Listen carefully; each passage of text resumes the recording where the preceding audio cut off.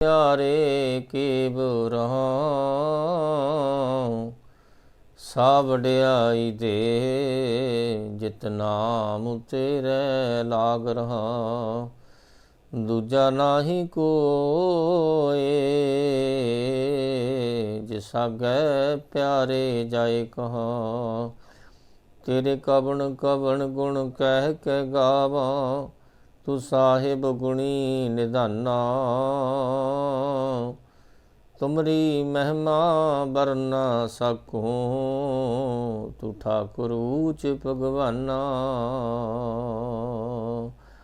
ਧੰਨ ਧੰਨ ਸਤਿਗੁਰੂ ਸ੍ਰੀ ਗੁਰੂ ਗ੍ਰੰਥ ਸਾਹਿਬ ਪਾਤਸ਼ਾਹ ਦੀ ਪਾਵਨ ਪਵਿੱਤਰ ਹਜ਼ੂਰੀ ਦੇ ਅੰਦਰ ਸੁਭਾਏਮਾਨ ਗੁਰੂ ਪਿਆਰੀ ਸਾਧ ਸੰਗਤ ਜੀਓ, ਧੰਨ ਦਸ਼ਮੇਸ਼ ਪਿਤਾ ਜੀ ਦੀ ਬਖਸ਼ੀ ਹੋਈ ਫਤਿਹ ਪ੍ਰਵਾਨ ਕਰੋ। ਆਖੋ ਜੀ ਵਾਹਿਗੁਰੂ ਜੀ ਕਾ ਖਾਲਸਾ ਵਾਹਿਗੁਰੂ ਜੀ ਕੀ ਫਤਿਹ। 13 ਅਪ੍ਰੈਲ 1699 ਦੀ ਵਿਸਾਖੀ ਵਾਲੇ ਦਿਨ ਆਨੰਦਪੁਰ ਸਾਹਿਬ ਦੀ ਧਰਤੀ 'ਤੇ ਪਿਤਾ ਦਸ਼ਮੇਸ਼ ਨੇ ਇੱਕ ਅਜੀਬ ਕੌਤਕ ਰਚਿਆ। ਜਿਸ ਦਿਨ ਪਾਤਸ਼ਾਹ ਜੀ ਨੇ ਨੰਗੀ ਤਲਵਾਰ ਦੇ ਵਿੱਚੋਂ ਖਾਲਸੇ ਦਾ ਜਨਮ ਹੋਇਆ, ਉਸ ਜਨਮ ਨੂੰ ਜਿਸ ਦੇ ਨਾਲ ਸਤਿਗੁਰੂ ਜੀ ਨੇ ਬੁਲੰਦ ਜ਼ਮੀਰ ਵਾਲੇ ਗੈਰਤ ਵਾਲੇ ਕਿਰਦਾਰ ਪੈਦਾ ਕੀਤੇ, ਜਿਸ ਦੇ ਨਾਲ ਅਨੰਦਪੁਰ ਸਾਹਿਬ ਦੀ ਧਰਤੀ ਦਾ ਉਹ ਖਿੱਤਾ ਸੰਸਾਰ ਦੇ ਮਹਾਨ ਮਹਾਨ ਅਸਥਾਨਾਂ ਦੇ ਵਿੱਚ ਗਿਣਿਆ ਗਿਆ, ਸੰਸਾਰ ਦੇ ਇਤਿਹਾਸ ਵਿੱਚ ਰੁਤਬਾ ਪਾ ਗਿਆ। ਇਸ ਦਿਨ ਨੂੰ ਸਾਰੇ ਸੰਸਾਰ ਦੇ ਹਰ ਇੱਕ ਕੋਨੇ ਦੇ ਵਿੱਚ ਜਿੱਥੇ ਜਿੱਥੇ ਖਾਲਸਾ ਵਿਰਾਜਮਾਨ ਹੈ, ਗੁਰੂ ਨਾਨਕ ਦੇਵ ਮਹਾਰਾਜ ਜੀ ਨੂੰ ਮੰਨਣ ਵਾਲੇ, ਗੁਰੂ ਗੋਬਿੰਦ ਸਿੰਘ ਮਹਾਰਾਜ ਜੀ ਦੇ ਪਿਆਰ ਕਰਨ ਵਾਲੇ ਸਿੱਖ ਬੈਠੇ ਨੇ, ਉਹ ਸਾਰੇ ਪਿਆਰ ਨਾਲ ਇਹ ਦਿਨ ਮਨਾਉਂਦੇ ਨੇ।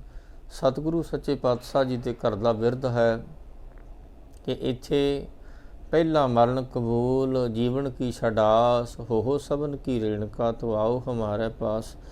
ਦੁਨੀਆ ਦੀਆਂ ਸਾਰੀਆਂ ਪੜ੍ਹਾਈਆਂ ਪਹਿਲੇ ਹੁੰਦੀਆਂ ਨੇ ਅਤੇ ਇਮਤਿਹਾਨ ਬਾਅਦ ਵਿੱਚ ਹੁੰਦਾ ਹੈ, ਪਰ ਰੂਹਾਨੀਅਤ ਦੇ ਵਿੱਚ ਗੁਰੂ ਘਰ ਦੇ ਵਿੱਚ ਉਲਟ ਰੀਤ ਹੈ। ਇੱਥੇ ਇਮਤਿਹਾਨ ਪਹਿਲਾ ਅਤੇ ਪੜ੍ਹਾਈ ਅਤੇ ਸਿੱਖਿਆ ਬਾਅਦ ਵਿੱਚ ਹੁੰਦੀ ਹੈ। ਮੈਂ ਬੇਨਤੀ ਕਰਾਂ, ਆਨੰਦਪੁਰ ਸਾਹਿਬ ਦੇ ਵਾਸੀ ਉਹ ਬਣੇ ਨੇ ਜਿਨ੍ਹਾਂ ਨੇ ਇਬਾਦਤ ਅਤੇ ਕੀਰਤੀ ਕੀਤੀ ਹੈ, ਅਤੇ ਕੀਰਤਪੁਰ ਦੇ ਨਗਰ ਦੇ ਵਿੱਚੋਂ ਲੰਘ ਕੇ, ਕੀਰਤੀ ਦੇ ਨਗਰ ਵਿੱਚੋਂ ਲੰਘ ਕੇ ਜਿਨ੍ਹਾਂ ਨੇ ਮਾਣ ਪਾਇਆ। ਪਾਤਸ਼ਾਹ ਜੀ ਦੇ ਬਚਨ ਹਨ, ਹਰ ਕੀਰਤ ਸਾਧ ਸੰਗਤ ਹੈ, ਸਿਰ ਕਰ ਮਨ ਕੈ ਕਰਮਾ ਕਹੋ ਨਾਨਕ ਤਿਸ ਭਇਓ ਪ੍ਰਾਪਤ, ਜਿਸ ਪੁਰਬ ਲਿਖੇ ਕਾ ਲਹਿਣਾ।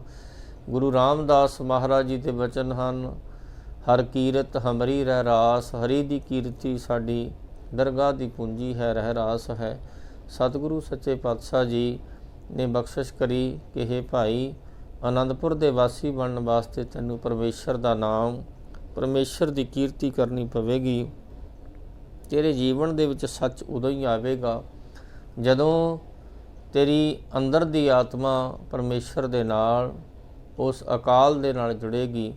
ਧੰਨ ਗੁਰੂ ਗੋਬਿੰਦ ਸਿੰਘ ਮਹਾਰਾਜ ਜੀ ਦੇ ਪਾਵਨ ਚਰਨਾਂ ਦੇ ਵਿੱਚ ਆ ਕੇ ਭਾਈ ਡੱਲੇ ਨੇ ਇੱਕ ਦਿਨ ਬੇਨਤੀ ਕਰੀ ਕਿ ਦਾਤਾ ਜੀ, ਤੁਸੀਂ ਇੰਨੀਆਂ ਜੰਗਾਂ ਲੜੀਆਂ, ਕਦੇ ਉਹਨਾਂ ਜੰਗਾਂ ਦੇ ਵਿੱਚ ਕਦੇ ਇਸ ਦਾਸ ਨੂੰ, ਇਸ ਚੌਧਰੀ ਨੂੰ, ਇਸ ਨਾਚੀਜ਼ ਨੂੰ ਯਾਦ ਕੀਤਾ ਹੁੰਦਾ? ਮਹਾਰਾਜ, ਤੁਹਾਨੂੰ ਇੰਨੇ ਦੁੱਖ ਨਾ ਦੇਖਣੇ ਪੈਂਦੇ, ਤੁਹਾਡੇ ਪੁੱਤਰ ਨਾ ਸ਼ਹੀਦ ਹੁੰਦੇ। ਗੁਰੂ ਗੋਬਿੰਦ ਸਿੰਘ ਮਹਾਰਾਜ ਕਹਿੰਦੇ, ਡੱਲਿਆ, ਜੋ ਕੁਦਰਤ ਨੇ ਲਿਖਿਆ ਹੈ, ਉਹਦਾ ਲਿਖਿਆ ਹੋਇਆ ਲੇਖ ਉਵੇਂ ਹੀ ਹੁੰਦਾ ਹੈ, ਉਹਦੇ ਵਿੱਚ ਕੋਈ ਬਦਲ ਨਹੀਂ ਸਕਦਾ। ਉਹਨੇ ਆਖਿਆ, ਨਹੀਂ ਮਹਾਰਾਜ, ਫਿਰ ਵੀ ਜੇ ਤੁਸੀਂ ਸਮੇਂ ਸਿਰ ਯਾਦ ਕੀਤਾ ਹੁੰਦਾ ਤੇ ਮਹਾਰਾਜ ਇਸ ਦਮਦਮਾ ਸਾਹਿਬ ਦੀ ਧਰਤੀ ਤੋਂ ਅਸੀਂ ਚੱਲ ਕੇ ਆਪਣੇ ਫੌਜਾਂ ਸਮੇਤ, ਆਪਣੇ ਸਿਪਾਹੀਆਂ ਸਮੇਤ ਜਾ ਕੇ ਜੌਹਰ ਦਿਖਾਉਂਦੇ, ਕਦੇ ਇਹ ਭਾਣਾ ਨਾ ਵਰਤਣ ਦਿੰਦੇ। ਧੰਨ ਗੁਰੂ ਗੋਬਿੰਦ ਸਿੰਘ ਮਹਾਰਾਜ ਕਹਿੰਦੇ, ਡੱਲਿਆ, ਮਨ ਵਿੱਚ ਵਹਿਮ ਨਾ ਕਰ, ਕੁਦਰਤ ਨੇ, ਵਿਧਾਤਾ ਨੇ ਜੋ ਲਿਖਿਆ ਹੈ ਉਵੇਂ ਹੀ ਹੁੰਦਾ ਹੈ। ਇੱਕ ਦਿਨ ਸੰਧਿਆ ਦਾ ਸਮਾਂ ਸੀ।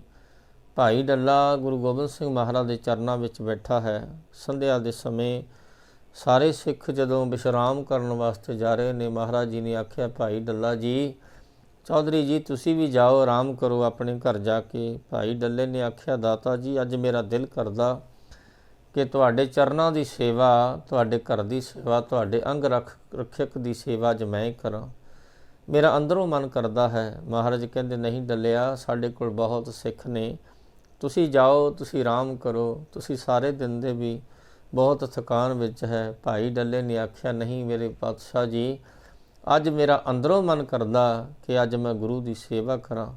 ਸਤਿਗੁਰੂ ਸੱਚੇ ਪਾਤਸ਼ਾਹ ਜੀ ਨੇ ਆਖਿਆ, ਡੱਲਿਆ ਤੇਰੀ ਮਰਜ਼ੀ। ਭਾਈ ਡੱਲੇ ਨੇ ਹੱਥ ਵਿੱਚ ਤਲਵਾਰ ਫੜੀ ਤੇ ਮਹਾਰਾਜ ਜੀ ਦੇ ਚਰਨਾਂ ਦਾ ਪਹਿਰਾ ਦੇਣ ਵਾਸਤੇ ਜਿੱਥੇ ਮਹਾਰਾਜ ਵਿਸ਼ਰਾਮ ਕਰਦੇ ਨੇ ਉੱਥੇ ਖੜ੍ਹ ਗਿਆ ਦਰਵਾਜ਼ੇ ਤੇ।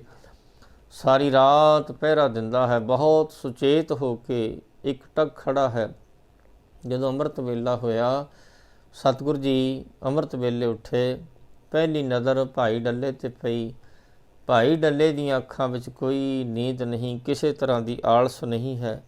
ਇੰਨਾ ਸੁਚੇਤ, ਇੰਨਾ ਪਿਆਰ ਭਰਿਆ ਮੁਸਕਰਾਉਂਦਾ ਚਿਹਰਾ ਦੇਖ ਕੇ ਮਹਾਰਾਜ ਜੀ ਮੁਸਕਰਾਏ ਤੇ ਇੱਕ ਭਰਮੀ ਦ੍ਰਿਸ਼ਟੀ ਪਾ ਕੇ ਮਹਾਰਾਜ ਜੀ ਨੇ ਆਖਿਆ, ਭਾਈ ਡੱਲਿਆ ਤੇਰੇ ਤੇ ਗੁਰੂ ਨਾਨਕ ਦਿਆਲ, ਅੱਜ ਮੰਗ ਲੈ ਜੋ ਕੁਝ ਮੰਗਣਾ। ਭਾਈ ਡੱਲੇ ਨੇ ਬਚਨ ਕਰਿਆ, ਦਾਤਾ ਜੀ ਮੈਂ ਤੁਹਾਡੇ ਮੁਖ ਤੋਂ ਸੁਣਿਆ ਹੈ, ਆਪ ਜੀ ਦੇ ਬਚਨ ਹਨ, ਸੱਚਖੰਡ ਵਸੈ ਨਿਰੰਕਾਰ, ਕਰ ਕਰ ਦੇਖੈ ਨਦਰ ਨਿਹਾਲ। ਨਿਰੰਕਾਰ ਅਕਾਲ ਪੁਰਖੋ, ਜਿੱਥੇ ਤੁਹਾਡਾ ਵਾਸਾ ਹੈ ਉਹ ਸੱਚਖੰਡ ਹੈ। ਮਹਾਰਾਜ ਸੱਚਖੰਡ ਦੇ ਵਿੱਚ, ਦਰਗਾਹ ਦੇ ਵਿੱਚ ਮੈਨੂੰ ਇੱਕ ਪੀੜੀ ਜਿੰਨੀ ਥਾਂ ਦੇ ਦਿਓ ਮਹਾਰਾਜ, ਬਸ ਮੇਰੀ ਇਹੋ ਮੰਗ ਹੈ। ਗੁਰੂ ਗੋਬਿੰਦ ਸਿੰਘ ਮਹਾਰਾਜ ਕਹਿੰਦੇ, ਭਾਈ ਡੱਲਿਆ ਜੇ ਸੱਚਖੰਡ ਦੇ ਵਿੱਚ, ਦਰਗਾਹ ਦੇ ਵਿੱਚ ਪੀੜੀ ਜਿੰਨੀ ਜਗ੍ਹਾ ਚਾਹੀਦੀ ਹੈ, ਬੈਠਣ ਜੋਗੀ ਜਗ੍ਹਾ ਚਾਹੀਦੀ ਹੈ, ਫਿਰ ਤੈਨੂੰ ਅੰਮ੍ਰਿਤ ਛਕਣਾ ਪਵੇਗਾ। ਭਾਈ ਡੱਲੇ ਨੇ ਆਖਿਆ, ਦਾਤਾ ਜੀ ਅੰਮ੍ਰਿਤ ਤਾਂ ਮੈਂ ਰੋਜ਼ ਛਕਦਾ ਹਾਂ, ਮੈਂ ਰੋਜ਼ ਤੁਹਾਡਾ ਸੀਤ ਪ੍ਰਸ਼ਾਦ ਛਕਦਾ। ਮਹਾਰਾਜ ਜੋ ਤੁਹਾਨੂੰ ਪ੍ਰਸ਼ਾਦਾ ਲਿਆ ਕੇ ਛਕਾਇਆ ਜਾਂਦਾ ਹੈ, ਜਿਹੜਾ ਉਹਦੇ ਵਿੱਚੋਂ ਵੱਜ ਜਾਂਦਾ ਮਹਾਰਾਜ, ਉਹ ਸੀਤ ਪ੍ਰਸ਼ਾਦ, ਉਹ ਭੋਗ ਲੱਗਿਆ ਹੋਇਆ ਮੈਂ ਛਕਦਾ ਹਾਂ। ਮਹਾਰਾਜ ਕਹਿੰਦੇ, ਨਹੀਂ ਡੱਲਿਆ ਇਹਦੇ ਨਾਲ ਨਹੀਂ ਗੱਲ ਬਣਨੀ। ਫਿਰ ਮਹਾਰਾਜ ਜੋ ਰੋਜ਼ ਦੇਗ ਤਿਆਰ ਕਰਕੇ ਲਿਆਂਦੀ ਜਾਂਦੀ, ਜਿਹਨੂੰ ਕਿਰਪਾਨ ਭੇਟ ਕੀਤਾ ਜਾਂਦਾ ਹੈ, ਜਿਹਨੂੰ ਤੁਸੀਂ ਅੰਮ੍ਰਿਤਮਈ ਦੇਗ ਆਖਦੇ ਆ ਮਹਾਰਾਜ, ਉਹ ਤੁਹਾਡੇ ਹੱਥ ਤੋਂ ਪ੍ਰਸ਼ਾਦ ਲੈ ਕੇ ਮੈਂ ਰੋਜ਼ ਅੰਮ੍ਰਿਤ ਪ੍ਰਸ਼ਾਦ ਛਕਦਾ ਹਾਂ। ਮਹਾਰਾਜ ਕਹਿੰਦੇ, ਨਹੀਂ ਡੱਲਿਆ ਜੇ ਇਹ ਅੰਮ੍ਰਿਤ ਨਹੀਂ, ਤੈਨੂੰ ਪੰਜਾਂ ਪਿਆਰਿਆਂ ਪਾਸੋਂ ਅੰਮ੍ਰਿਤ ਦੀ ਦਾਤ ਲੈ ਕੇ ਅੰਮ੍ਰਿਤ ਛਕਣਾ ਪਵੇਗਾ। ਫਿਰ ਤੇਰੇ ਜੀਵਨ ਦੇ ਵਿੱਚ ਉਹ ਬਖਸ਼ਿਸ਼ ਆਵੇਗੀ। ਉਹਨੇ ਆਖਿਆ, ਦਾਤਾ ਜੀ ਜੇ ਤੁਹਾਡੀ ਇਹੀ ਮਰਜ਼ੀ ਹੈ ਮੇਰੇ ਲਈ ਤਾਂ ਮਹਾਰਾਜ ਸਤ ਬਚਨ ਜਿਵੇਂ ਤੁਸੀਂ ਕਹਿੰਦੇ ਮੈਂ ਉਵੇਂ ਹੀ ਤਿਆਰ ਹੈ। ਸਤਿਗੁਰੂ ਸੱਚੇ ਪਾਤਸ਼ਾਹ ਜੀ ਨੇ ਦੂਸਰੇ ਦਿਨ, ਇਤਿਹਾਸ ਆਖਦਾ, ਮਹਾਰਾਜ ਜੀ ਨੇ ਅੰਮ੍ਰਿਤ ਦਾ ਵਾਟਾ ਤਿਆਰ ਕਰਵਾਇਆ। ਭਾਈ ਡੱਲੇ ਨੇ, ਉਹਦੇ ਪਰਿਵਾਰ ਨੇ, ਉਹਦੇ ਸਿਪਾਹੀਆਂ ਨੇ, ਉਹਦੇ ਸਿੱਖਾਂ ਨੇ, ਸਾਰਿਆਂ ਨੇ 100 ਦੇ ਕਰੀਬ ਨੇ ਅੰਮ੍ਰਿਤ ਛਕਿਆ ਤੇ ਅੰਮ੍ਰਿਤ ਛਕ ਕੇ ਤਿਆਰ ਹੋ ਕੇ ਮਹਾਰਾਜ ਦੇ ਚਰਨਾਂ ਵਿੱਚ ਜਦੋਂ ਆਏ ਤੇ ਸਤਿਗੁਰੂ ਸੱਚੇ ਪਾਤਸ਼ਾਹ ਜੀ ਨੇ ਨਾਂ ਰੱਖਿਆ ਭਾਈ ਡੱਲ ਸਿੰਘ। ਤੇ ਭਾਈ ਡੱਲ ਸਿੰਘ ਨੂੰ ਮਹਾਰਾਜ ਜੀ ਨੇ ਫਿਰ ਪਿਆਰ ਦੇ ਵਿੱਚ ਬਖਸ਼ਾਂ ਕਰੀਆਂ। ਪਹਿਲੇ ਮਹਾਰਾਜ ਜੀ ਨੇ ਆਪਣੇ ਹੱਥ ਤੋਂ ਸ਼੍ਰੀ ਸਾਹਿਬ ਕਿਰਪਾਨ ਦਿੱਤੀ ਤੇ ਇੱਕ ਢਾਲ ਬਖਸ਼ਿਸ਼ ਕੀਤੀ, ਜਿਹਨੂੰ ਮਹਾਰਾਜ ਜੀ ਨੇ ਢਾਲਾ ਆਖਿਆ। ਦੂਸਰਾ ਮਹਾਰਾਜ ਜੀ ਨੇ ਬਹੁਤ ਕੀਮਤੀ, ਉਸ ਸਮੇਂ ਦੇ ਵਿੱਚ 2000 ਰੁਪਏ ਦੇ ਕੰਗਣ ਹੋਣਗੇ, ਜਿਹੜੇ ਮਹਾਰਾਜ ਜੀ ਨੇ 2 ਭਾਈ ਡੱਲੇ ਨੂੰ ਅਰਪਣ ਕਰੇ। ਤੇ ਮਹਾਰਾਜ ਜੀ ਨੇ ਆਖਿਆ, ਭਾਈ ਡੱਲਿਆ ਤੇਰੇ ਪਰਿਵਾਰ ਤੇ ਸਦਾ ਹੀ ਗੁਰੂ ਦੀਆਂ ਖੁਸ਼ੀਆਂ ਰਹਿਣਗੀਆਂ। ਤੇ ਸਤਿਗੁਰੂ ਸੱਚੇ ਪਾਤਸ਼ਾਹ ਜੀ ਦਾ ਇਹ ਪਿਆਰ ਲੈ ਕੇ ਭਾਈ ਡੱਲਾ ਬਹੁਤ ਪ੍ਰਸੰਨ ਹੋਇਆ ਤੇ ਮਹਾਰਾਜ ਜੀ ਨੇ ਆਖਿਆ, ਭਾਈ ਡੱਲਿਆ ਹੁਣ ਤੇਰੀ ਦਰਗਾਹ ਦੇ ਵਿੱਚ ਜਗ੍ਹਾ ਸਦਾ ਲਈ ਪੱਕੀ ਹੋ ਗਈ। ਜਿਹੜਾ ਅੰਮ੍ਰਿਤ ਛਕਦਾ ਹੈ ਉਹੀ ਸਾਨੂੰ ਸਭ ਤੋਂ ਪਿਆਰਾ ਲੱਗਦਾ ਹੈ। ਤੇ ਜਿਨ੍ਹਾਂ ਨੇ ਅੰਮ੍ਰਿਤ ਛਕ ਕੇ ਗੁਰੂ ਚਰਨਾਂ ਦੇ ਵਿੱਚ ਆਪਣਾ ਆਪਾ ਅਰਪਣ ਕਰਿਆ ਤੇ ਉਹਨਾਂ ਨੇ ਹੀ ਫਿਰ ਆਪਣੀ ਰਸਨਾ ਤੋਂ ਆਖਿਆ ਕਿ ਹੇ ਦਾਤਾ ਜੀ, ਸਰੀਰ ਤੇ ਜਿੰਨੇ ਮਰਜ਼ੀ ਕਸ਼ਟ ਆ ਜਾਣ, ਜੋ ਮਰਜ਼ੀ ਆ ਜਾਵੇ, ਉਹਨਾਂ ਨੇ ਫਿਰ ਆਪਣੇ ਲਈ ਸੁੱਖ ਨਹੀਂ ਮੰਗੇ, ਇੱਕੋ ਚੀਜ਼ ਮੰਗੀ, ਸਿਰ ਜਾਵੇ ਤਾਂ ਜਾਵੇ ਮੇਰਾ ਸਿੱਖੀ ਸਿਦਕ ਨਾ ਜਾਵੇ। ਸਿਰ ਜਾਵੇ ਤਾਂ ਜਾਵੇ ਮੇਰਾ ਸਿੱਖੀ ਸਿਦਕ ਨਾ ਜਾਵੇ। ਮੇਰਾ ਸਿੱਖੀ ਸਿਦਕ ਭਰੋਸਾ ਗੁਰੂ ਚਰਨਾਂ ਤੋਂ ਕਦੇ ਵੀ ਪਿੱਛੇ ਨਾ ਹੋਵੇ। ਮੇਰੇ ਮਨ ਦੇ ਵਿੱਚ ਸਦਾ ਹੀ ਗੁਰੂ ਦਾ ਪਿਆਰ ਵਸਦਾ ਰਹੇ। ਤੇ ਸਤਿਗੁਰੂ ਸੱਚੇ ਪਾਤਸ਼ਾਹ ਜੀ ਦੇ ਇਸ ਅੰਮ੍ਰਿਤ ਨੇ ਕਿੱਡਾ ਵੱਡਾ ਕੌਤਕ ਕਰਿਆ। ਦਸ਼ਮੇਸ਼ ਪਿਤਾ ਮੈਂ ਕੀ ਆਖਾਂ, ਕੀ ਅਸਰ ਦਿਖਾਇਆ ਅੰਮ੍ਰਿਤ ਨੇ। ਮਰ ਚੁੱਕਾ ਸੀ ਭਾਰਤ ਸਦੀਆਂ ਤੋਂ, ਸਾ ਮੁੜ ਕੇ ਪਾਇਆ ਅੰਮ੍ਰਿਤ ਨੇ। ਅਸੀਂ ਗਿੱਦੜਾਂ ਵਾਂਗੂ ਜਿਉਂਦੇ ਸੀ, ਸਾਨੂੰ ਸ਼ੇਰ ਬਣਾਇਆ ਅੰਮ੍ਰਿਤ ਨੇ।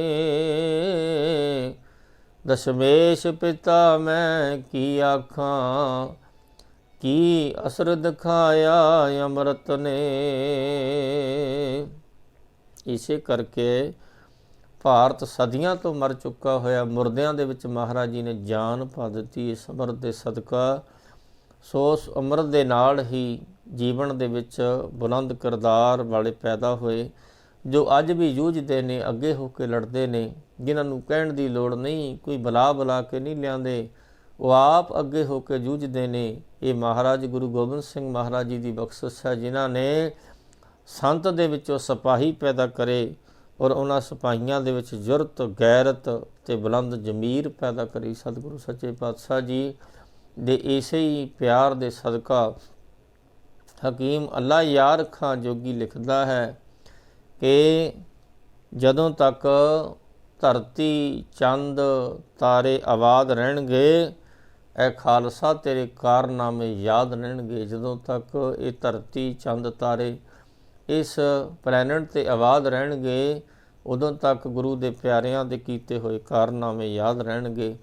ਅਸੀਂ ਆਪਣੇ ਜੀਵਨ ਨੂੰ ਇਸ ਪਾਸੇ ਜੋੜਨ ਦਾ ਯਤਨ ਕਰੀਏ ਤਾਂ ਕਿ ਸਾਡੇ ਜੀਵਨ ਦੇ ਵਿੱਚ ਵੀ ਸੱਚ ਆ ਸਕੇ। ਜਿਹੜੀ ਬੀਤ ਗਈ ਉਹ ਬੀਤ ਗਈ ਹੈ, ਜਿਹੜੀ ਰਹਿੰਦੀ ਜੀਵਨ ਦੀ ਕੁਝ ਸਮਾਂ ਹੈ, ਉਹਨੂੰ ਅਸੀਂ ਗੁਰੂ ਚਰਨਾਂ ਨਾਲ ਜੋੜ ਕੇ ਜੀਵਨ ਸਫਲਾ ਬਣਾਈਏ ਤਾਂ ਕਿ ਸਾਡਾ ਆਉਣਾ ਸਫਲ ਹੋ ਸਕੇ। ਸਤਿਗੁਰੂ ਗੁਰੂ ਗੋਬਿੰਦ ਸਿੰਘ ਮਹਾਰਾਜ ਮਿਹਰ ਦੀ ਦ੍ਰਿਸ਼ਟੀ ਕਰੇ।